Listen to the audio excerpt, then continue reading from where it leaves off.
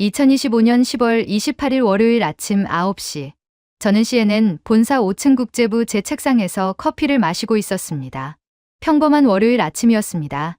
주말에 쌓인 이메일을 확인하면서 하루를 시작하려던 참이었죠. 저는 마이클 레너드입니다. 아프가니스탄, 이라크, 시리아, 우크라이나 등 전 세계 분쟁 지역을 취재하며 27년을 살아온 전쟁 특파원입니다. 이 바닥에서 웬만한 뉴스에는 놀라지 않는 사람이 저였습니다. 그런데 그날 아침 제 이메일함에 한 통의 메일이 도착했습니다. 발신자는 미국 국방부 사나랜드 연구소. 제목은 2025 글로벌 국가 파워 지수 보고서 언론 배포용이었습니다. 처음엔 그냥 일반적인 연구 자료겠거니 생각했습니다. 이런 보고서는 1년에 수십 개씩 받으니까요. 커피를 한 모금 마시고 첨부 파일을 열었습니다. 347페이지짜리 PDF 파일이었습니다. 표지를 보니 제법 큰 프로젝트였습니다. 2025 세계 국가종합 파워 지수 최종 보고서. 발행처는 미국 국방부 사나랜드 연구소, MIT 국제문제연구센터, 하버드 케네디 스쿨.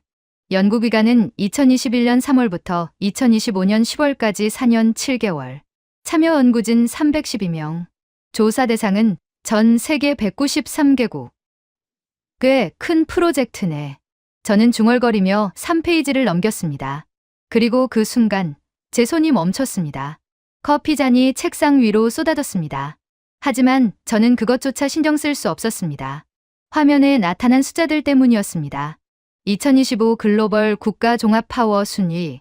1위 미국 96.8점, 2위 영국 91.2점, 3위 대한민국 89.7점, 4위 중국 87.4점, 5위 독일 85.3점, 6위 일본 83.9점, 7위 프랑스 82.6점. 이게 뭐지? 저는 눈을 비비고 다시 봤습니다. 숫자는 변하지 않았습니다. 한국이 3위, 영국 다음, 독일보다 위, 일본보다 위. 사만다, 이것 좀 봐. 옆자리 베테랑 앵커 사만다에게 소리쳤습니다. 그녀가 놀라서 달려왔습니다. 왜 그래요? 마이클, 무슨 일이에요? 이거 좀 봐요. 내가 제대로 본 거 맞나요? 사만다가 제 모니터를 들여다봤습니다. 그녀의 눈이 점점 커졌습니다. 한국이 3위? 그렇죠? 제가 잘못 본 게 아니죠? 아니에요. 여기 분명히 대한민국 3위라고 적혀 있어요. 그런데 이게 진짜예요? 오류 아니에요? 저는 발신자 이메일 주소를 다시 확인했습니다. RAND. 공식엔드 연구소 주소였습니다. 참조에는 국방부 장관실, 국무부, CIA, 국가안보회의가 모두 포함되어 있었습니다. 진짜인 것 같은데. 순간 주변에 사람들이 몰려들기 시작했습니다. 중동 담당 로버트, 유럽 담당 케이트, 아시아 담당 제임스. 모두들 제 모니터를 보며 입을 다물지 못했습니다. 이거 오류 아니에요? 로버트가 물었습니다. 한국이 독일을 제쳤다고요? 케이트가 믿을 수 없다는 표정을 지었습니다. 저는 보고서를 더 내려 읽었습니다. 그리고 더 놀라운 내용들이 나타났습니다. 대한민국 세부 평가, 군사력 87.3점으로 세계 5위, 경제력 91.8점으로 세계 4위, 기술력 95.2점으로 세계 2위, 문화영향력 94.1점으로 세계 2위, 외교력 88.7점으로 세계 5위, 국가신뢰도 92.4점으로 세계 3위, 기술력 2위, 문화영향력 2위. 제임스가 소리쳤습니다. 보고서에는 더 자세한 데이터가 이어졌습니다. 한국의 세계 시장 점유율, 메모리 반도체 71.3%, OLED 디스플레이 62.8%, 2차 전지 즉 배터리 44.7%, 조선, 즉 선박 건조 53.2%, 방산 수출은 세계 3위로 2025년 312억 달러, 한국 문화의 세계 영향력, K-팝 글로벌 팬덤 7억 2천만 명, 한국 드라마는 198개국에서 방영, 한국어 학습자 2,400만 명, 한류경제 효과는 연간 1,240억 달러. 이게 정말 사실이에요? 사만다가 떨리는 목소리로 물었습니다. 저는 즉시 전화기를 들었습니다. 이 보고서의 총괄 책임자인 하버드 케네디 스쿨의 윌리엄 파커 교수. 70세의 그는 국제정치학계에 살아있는 전설이었습니다. 여러분, 지금 이 이야기가 궁금하지 않으신가요? 대체 어떻게 한국이 영국 다음 독일과 일본을 제치고 이런 놀라운 위치에 오르게 됐을까요? 구독 버튼과 좋아요, 그리고 알람 설정까지 꼭 눌러주세요. 다음 사연을 가장 먼저 받아보실 수 있답니다. 교수님, 마이클 레너드입니다. 방금 보고서를 받았는데요. 아, 마이클. 기다리고 있었네. 교수님, 이게 정말 사실입니까? 한국이 정말로 3위라는 겁니까? 전화 너머로 긴 침묵이 흘렀습니다. 그리고 교수의 무거운 한숨 소리가 들렸습니다. 마이클, 솔직히 말하지. 우리 연구팀도 처음엔 데이터 오류라고 생각했네. 한국이 독일보다 위라고? 일본보다 위라고? 말도 안 된다고 생각했어. 그런데요. 23개월 동안 5번을 재검증했네. 통계학자 22명, 경제학자 15명, 군사 전문가 28명, 문화분석가 34명을 추가로 투입했어.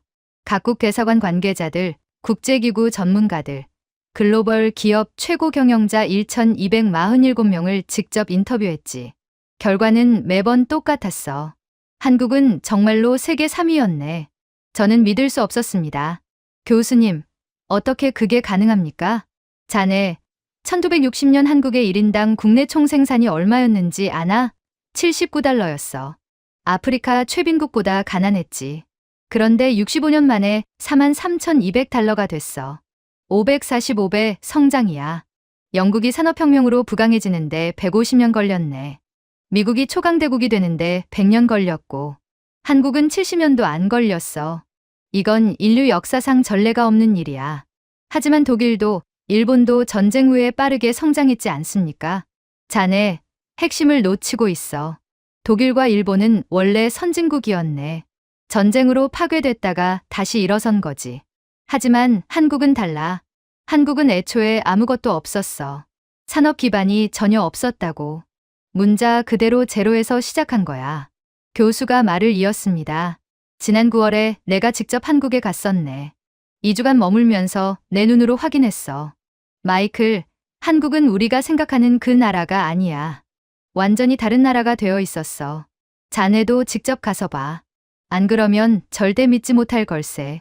전화를 끊은 저는 곧바로 편집국장실로 달려갔습니다. 데이비드 첸 부국장이 저를 맞이했습니다. 마이클, 그 보고서 봤나? 예, 방금 봤습니다. 그런데 이게 정말입니까? 1시간 전에 백악관에서 연락이 왔네. 국가안보회의가 긴급 소집됐다고 하더군. 이 보고서 때문이야. 부국장이 저를 똑바로 쳐다봤습니다.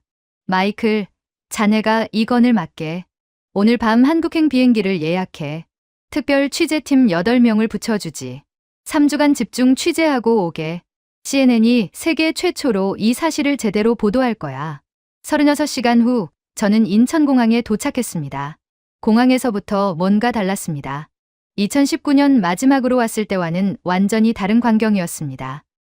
저게 다 로봇인가요? 카메라 감독 스티브가 놀라서 물었습니다.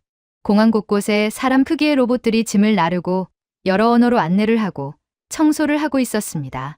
자율주행 셔틀버스가 조용히 움직였고 출입국 심사는 얼굴 인식으로 2초도 안 걸려서 끝났습니다. 6년 전에 왔을 때는 이렇지 않았는데 저도 당황스러웠습니다. 완전히 다른 나라가 되어 있었습니다. 공항 밖으로 나오자 더 놀라운 광경이 펼쳐졌습니다. 도로를 달리는 차량의 절반 이상이 전기차였습니다. 그리고 그중 대부분이 현대와 기아차였습니다. 호텔로 가는 택시 안에서 기사 아저씨에게 물었습니다. 요즘 한국차 많이 팔리나 봐요. 기사 아저씨가 웃으며 대답했습니다. 많이 팔리는 정도가 아니죠. 독일차, 일본차 다 밀려났어요. 전기차는 우리가 최고거든요. 게다가 가격도 싸고 성능도 좋고요. 요즘 젊은 사람들은 벤츠나 BMW 안 타요. 현대, 아이오닉이나 기아, EV9 타죠. 다음 날 저는 경기도 판교의 한 방산 기업을 방문했습니다. 보고서에 따르면 한국 방산 수출이 세계 3위로 2025년 기준 312억 달러를 기록했다는데 솔직히 믿기지 않았습니다. 회사 로비에 들어서는 순간 저는 입을 다물 수 없었습니다. 거대한 세계 지도가 벽면 전체를 덮고 있었습니다. 그 위에 파란색 깃발이 빼곡히 꽂혀 있었습니다. 저는 숨을 죽이고 하나하나 세기 시작했습니다. 폴란드, 루마니아, 노르웨이, 핀란드, 에스토니아, 체코, 호주, 뉴질랜드, 필리핀, 인도네시아, 말레이시아, 태국, 싱가포르, 인도, 이집트, 사우디아라비아, 아랍에미리트, 카타르, 쿠웨이트, 터키, 페루, 칠레, 콜롬비아, 브라질. 52개국이었습니다. 52개 나라가 한국 무기를 도입했습니다. 그리고 빨간 깃발은 28개. 지금 계약을 진행 중인 나라들이었습니다. 총 80개국. 안녕하십니까, 마이클 기자님. 유창한 영어로 저를 맞이한 사람은 한국방산협회 국제협력실장 정민호 이사였습니다. 50대 중반으로 보이는 그는 35년 경력의 베테랑이었습니다. 믿기지 않으시죠? 저도 여전히 꿈만 같습니다. 이게 정말 다 한국 무기를 쓰는 나라입니까? 네. 5년 전만 해도 상상도 못했습니다. 정 이사가 저를 회의실로 안내했습니다. 테이블 위에는 두툼한 자료들이 펼쳐져 있었습니다. 2022년 2월 24일. 러시아가 우크라이나를 침공한 그날 모든 게 바뀌었습니다. 어떻게 바뀌었습니까? 유럽 전체가 패닉 상태에 빠졌습니다. 폴란드는 하룻밤 사이에 국방 예산을 국내 총생산의 2%에서 4.7%로 올렸어요. 독일은 70년 만에 처음으로 재무장을 선언했고요. 모두가 무기가 필요했습니다. 정 이사가 자료를 넘겼습니다. 폴란드 국방장관이 제일 먼저 미국에 갔습니다. 2022년 3월이었죠. 미국제 M1A2 전차 500대를 요청했어요. 그래서요? 미국이 대답했습니다. 납기가 9년 걸린다고요. 장관이 경악했죠. 9년이요? 그럼 그 사이에 러시아가 침공하면 어떡하란 말이냐고요. 미국은 어쩔 수 없다고 했습니다. 생산 라인이 꽉 찼다고요. 그 다음은요? 독일에 갔습니다. 레오파르트 2 전차를 요청했죠. 독일은 5년 걸린다고 답했습니다. 프랑스는 6년이었고요. 정 이사가 잠시 숨을 고르더니 말을 이었습니다. 2022년 7월 폴란드 국방장관 마리우시 블라슈차크가 절박한 심정으로 한국에 왔습니다. 우리 회장님을 만나자마자 이렇게 물었다고 합니다. 당신들은 얼마나 빨리 줄 수 있습니까? 뭐라고 대답하셨습니까? 우리 회장님이 이렇게 답했답니다. 계약 후 18개월 안에 첫 인도를 시작하겠습니다.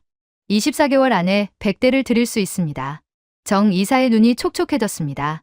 장관이 그 자리에서 울었답니다. 감사합니다. 당신들이 우리나라를 구했습니다. 라고 말하면서요. 그리고 즉석에서 K2 전차 1000대, K9 자주포 648문, FA50 전투기 48대를 계약했습니다. 총액 147억 달러였습니다. 하지만 성능은 어땠습니까? 제가 가장 중요한 질문을 던졌습니다.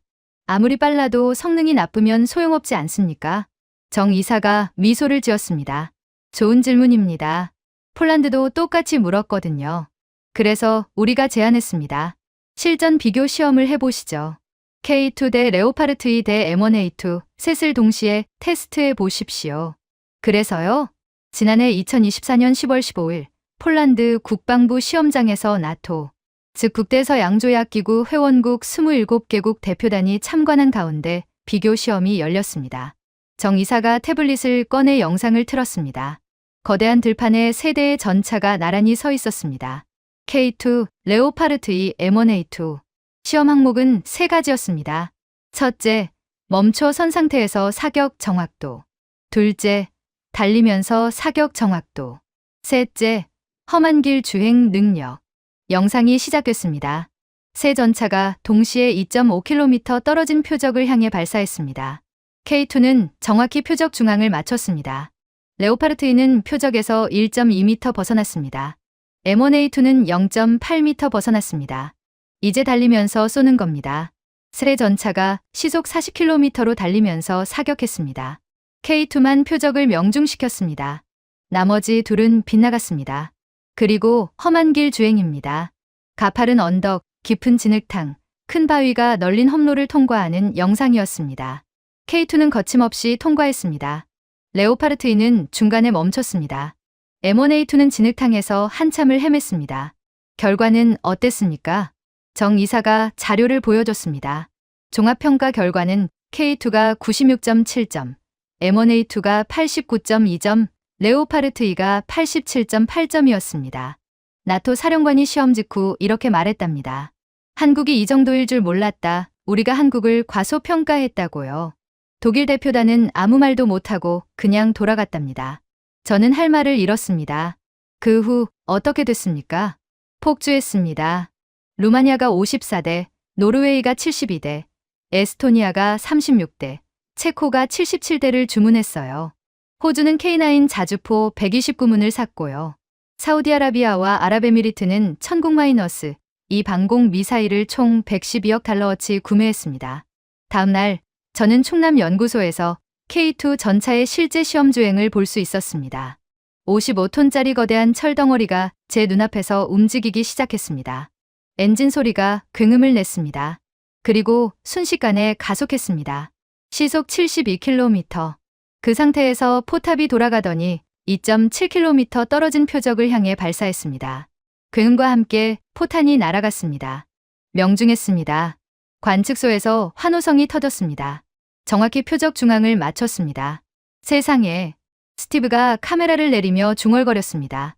저게 정말 가능한 일인가요? 저와 함께 온 영국 왕립방위연구소 출신 군사 전문가 토머스 베넷이 제 귀에 속삭였습니다. 마이클, 솔직히 말할게요. 40년단 전 세계 무기 체계를 분석해봤지만 저 정도 전차는 지구상에 딱 3나라만 만들 수 있어요. 미국, 독일, 한국. 근데 한국 것이 가격은 60%고 납기는 3분의 1이에요. 이건 게임이 안 돼요. 사흘 후 저는 삼성전자 화성 캠퍼스를 방문했습니다. 세계의 최대 반도체 공장이었습니다. 반도체 공장 입구에서 방진복으로 갈아입었습니다. 머리부터 발끝까지 완전히 덮는 하얀 옷이었습니다. 먼지 하나도 들어가면 안 된다고 했습니다. 공장 안으로 들어가는 순간 저는 완전히 압도당했습니다. 끝이 보이지 않을 정도로 거대한 공간이었습니다. 축구장 240개를 합친 크기라고 했습니다. 천장은 5층 건물 높이였고 첨단 장비들이 끝없이 펼쳐져 있었습니다. 그런데 놀라운 건 따로 있었습니다. 사람이 거의 없었습니다. 로봇 팔들이 조용히 움직이며 작업했습니다. 모든 것이 자동화되어 있었습니다. 이 라인에서 하루에 생산되는 반도체가 93만 개입니다. 안내를 맡은 이진우 상무가 설명했습니다. 50대 초반에 그는 30년 넘게 반도체 업계에 몸담아온 전문가였습니다. 93만 개요? 네. 이 중 78%가 인공지능 반도체입니다. 챗GPT, 클로드, 제미나이, 코파일럿. 세계 모든 인공지능 서비스가 우리 반도체로 돌아갑니다. 애플 아이폰도, 삼성 갤럭시도, 테슬라 전기차도 모두 우리 반도체를 씁니다. 점유율이 어떻게 됩니까? 메모리 반도체는 세계 시장의 71.3%입니다. 삼성과 SK하이닉스가 1, 2위예요. 나머지 전부 합쳐도 우리를 못 따라옵니다. 이 상무가 저를 2층 관제실로 안내했습니다. 유리창 너머로 공장 전체가 한눈에 보였습니다. 저기 보이는 장비들이 EUV 노광기입니다. 한 대에 2,500억 원짜리예요. 전 세계에서 네덜란드 회사만 만들 수 있죠. 우리가 120대를 보유하고 있습니다. 일본은 어떻습니까? 제가 물었습니다. 1980년대에는 일본이 반도체 강국 아니었습니까? 이 상무가 잠시 침묵했다가 조심스럽게 답했습니다. 1988년 전 세계 반도체 회사 상위 10개 중 6개가 일본 회사였습니다. 도시바, 히타치, NEC, 후지스, 미쓰비시. 그때 일본은 세계를 지배했죠. 지금은요? 지금은 상위 10개의 일본 회사가 하나도 없습니다. 제로예요. 기술 격차는 최소 15년 이상 벌어졌고요. 어떻게 그렇게 됐습니까? 이 상무가 한숨을 쉬었습니다. 일본은 과거의 영광에 취했습니다. 우리가 최고다라고 믿으면서 혁신을 멈췄죠. 반면 우리는 미친 듯이 투자했습니다. 1년에 30조 원씩 연구개발에 쏟아부었어요. 실패해도 다시 도전했고 안 되면 밤을 새워서 했습니다. 그가 창밖을 바라보며 말을 이었습니다. 작년에 도쿄에서 열린 국제반도체학회에 갔습니다. 거기서 소니 출신 엔지니어 한 분을 만났어요. 70대 할아버지셨죠. 그분이 제 손을 꼭 잡으시면서 이렇게 말씀하시더군요. 이 상무의 목소리가 낮아졌습니다. 우리는 교만했습니다. 한국을 얕잡아 봤어요. 그 사이 당신들은 우리가 넘볼 수 없는 곳까지 가버렸습니다. 이제 우리는 당신들 그림자도 밟을 수 없습니다. 그분 눈에 눈물이 고여 있었어요. 저는 아무 말도 할 수 없었습니다. 저는 숙연해졌습니다. 이건 단순히 기술의 문제가 아니었습니다. 국가의 흥망성쇠가 걸린 문제였습니다. 일주일 후 저는 서울 강남의 하이브 엔터테인먼트 본사를 방문했습니다. 방탄소년단을 만든 회사였습니다. 로비에는 전 세계에서 온 팬들의 편지와 선물이 가득했습니다. 브라질, 멕시코, 프랑스, 독일, 이집트, 나이지리아, 인도, 인도네시아. 정말 전 세계에서 온 것들이었습니다. K-팝 글로벌 팬덤이 7억 2천만 명을 돌파했습니다. 해외사업부 김수진 이사가 설명했습니다. 40대 초반의 그녀는 10년 넘게 K-팝 해외 마케팅을 담당해온 전문가였습니다. 7억 명이요? 그게 가능한 숫자입니까? 네. 공식 팬클럽 회원만 그렇습니다. 비공식까지 합치면 15억 명이 넘을 거예요. 김 이사가 자료를 펼쳤습니다. 작년에 파리에서 방탄소년단 콘서트가 열렸습니다. 8만 명 규모였죠. 표가 5분 만에 매진됐어요. 그리고 놀라운 사실을 발견했습니다. 뭡니까? 관객의 68%가 한국어를 배우고 있었어요. 유창하게는 못해도 기본 회화는 가능한 수준이었죠. 런던에서는 K-팝 댄스 학원이 420개입니다. 베를린에는 250개고요. 대단하네요. 더 놀라운 게 있습니다. 김 이사가 다른 자료를 보여줬습니다. 뉴욕 맨해튼에 한글 간판이 87개 생겼습니다. 지난 3년 사이에요. 한 식당, 화장품 가게, 옷가게. 다 한글 간판입니다. 미국 사람들이 한글을 멋있다고 생각하는 거예요. 정말입니까? 하버드 대학에서 한국어 수업 신청자가 폭주해서 강의실을 3개로 늘렸대요. 프랑스 소르본 대학, 영국 옥스퍼드 대학도 마찬가지고요. 저는 보고서를 다시 확인했습니다. 한국 문화 영향력 세계 2위. 미국 다음이었습니다. 이제 이해가 됐습니다. 그날 저녁, 저는 서울 용산의 한 고깃집에서 외국인 기자 5명을 만났습니다. 모두 한국에서 오래 일한 베테랑들이었습니다. 솔직히 말할게요. 영국 파이낸셜 타임스 로저 헨리가 소주잔을 들며 말했습니다. 나 한국에서 19년 살았어요. 2006년부터. 그때 한국은 그냥 잘 사는 나라 정도였어요. 삼성, LG, 현대차, 그 정도만 알려진 나라였죠. 지금은요? 제가 물었습니다. 완전히 달라졌어요.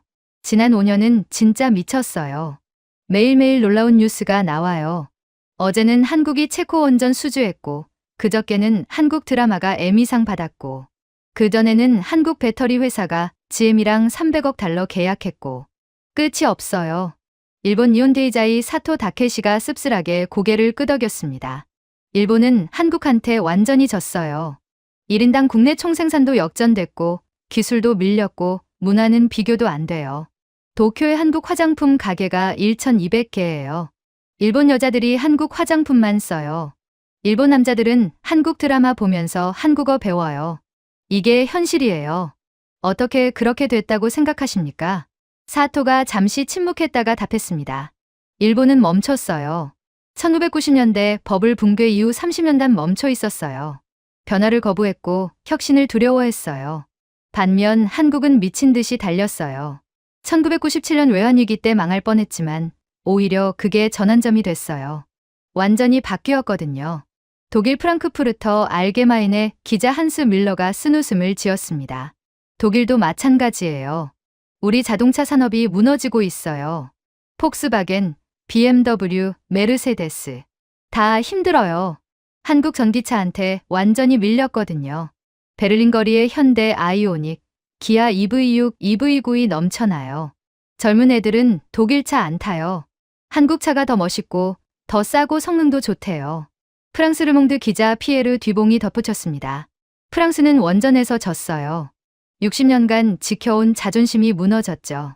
한국이 아랍에미리트 원전 수주했을 때 프랑스 정부가 발칵 뒤집혔어요. 어떻게 한국한테 질 수 있냐고. 근데 체코도 한국 택했잖아요. 이제 인정할 수밖에 없어요. 한국이 더 낫다는 걸. 캐나다 글로브앤메일 기자 데이비드 싱클레어가 조용히 말했습니다.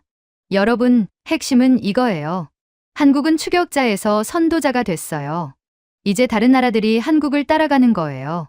배터리, 반도체, 디스플레이, 조선, 방산, 문화. 모든 분야에서 한국이 기준이 됐어요. 이게 얼마나 대단한 건지 아세요? 저는 그들의 말을 들으며 고개를 끄덕였습니다. 보고서가 틀리지 않았습니다. 한국은 정말로 세계 3위였습니다. 일주일 후 저는 외교부 청사를 방문했습니다. 박서진 국장이 저를 맞이했습니다. 40대 후반의 그녀는 하버드에서 국제관계학 박사를 받고 24년간 외교관으로 일해온 엘리트였습니다. 한국 외교가 완전히 바뀌었습니다. 그녀가 자신 있게 말했습니다. 어떻게 바뀌었습니까? 과거 한국 외교는 중견국 외교였습니다. 강대국들 눈치 보면서 조용히 실리를 챙기는 외교였죠. 하지만 이제는 다릅니다. 우리는 직접 나서서 문제를 해결합니다. 박 국장이 사례를 들려주었습니다. 올해 9월 아프리카 에티오피아와 에리트레아가 국경 분쟁으로 전쟁 직전까지 갔습니다. 양국이 군대를 국경에 집결시켰고 세계가 제2의 루안다 대학살을 우려했죠. 그래서요? 미국이 중재를 시도했지만 실패했습니다. 유럽연합도 실패했고요. 아프리카 연합도 손을 뗐습니다. 그때 우리가 나섰습니다. 한국이요? 네.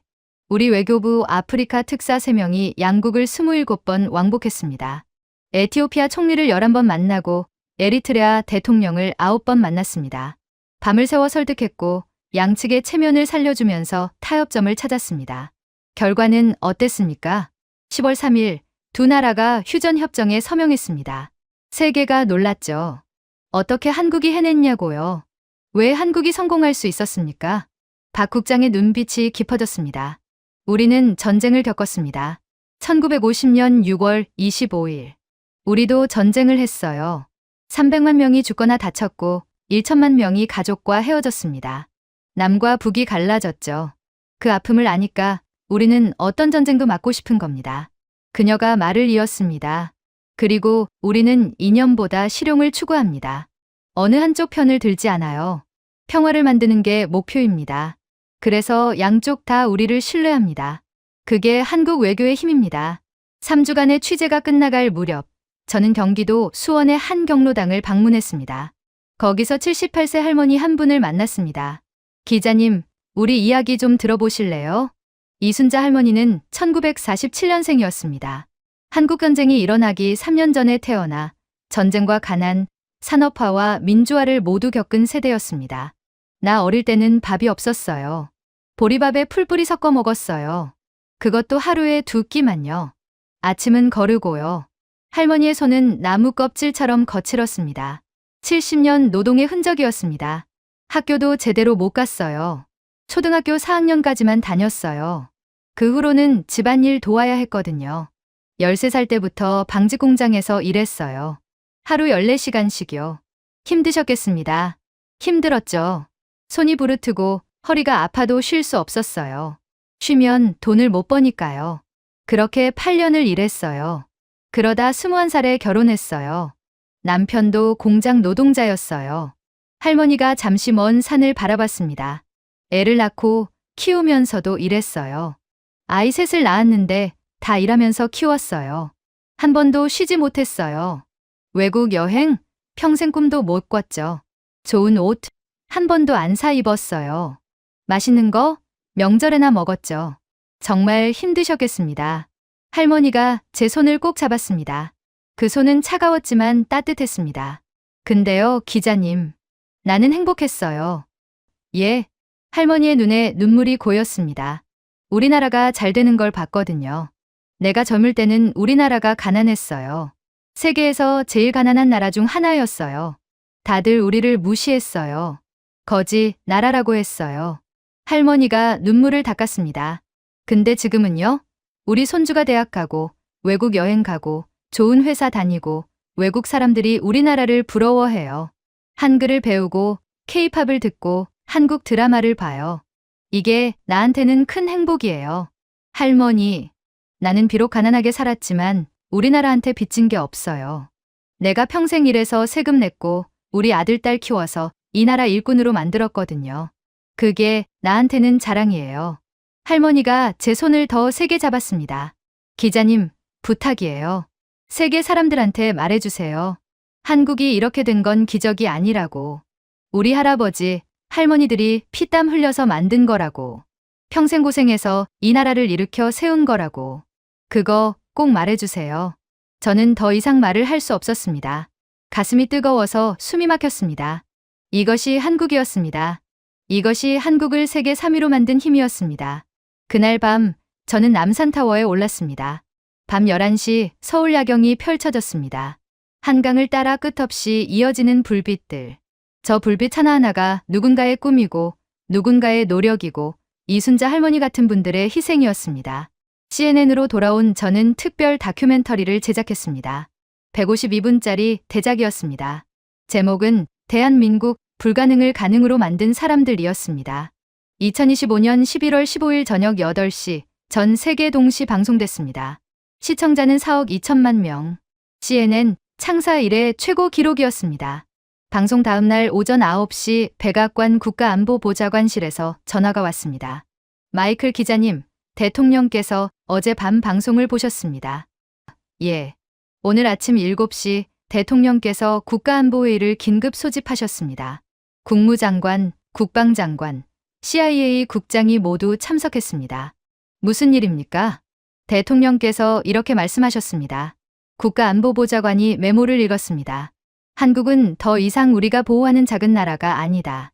한국은 우리와 함께 세계를 이끄는 파트너다. 어떤 분야에서는 그들이 우리를 앞서고 있다. 우리는 겸손하게 배워야 한다. 어떻게 한 세대 만에 최빈국에서 선진 강국이 되는지 그 비결을 배워야 한다. 이것은 명령이다.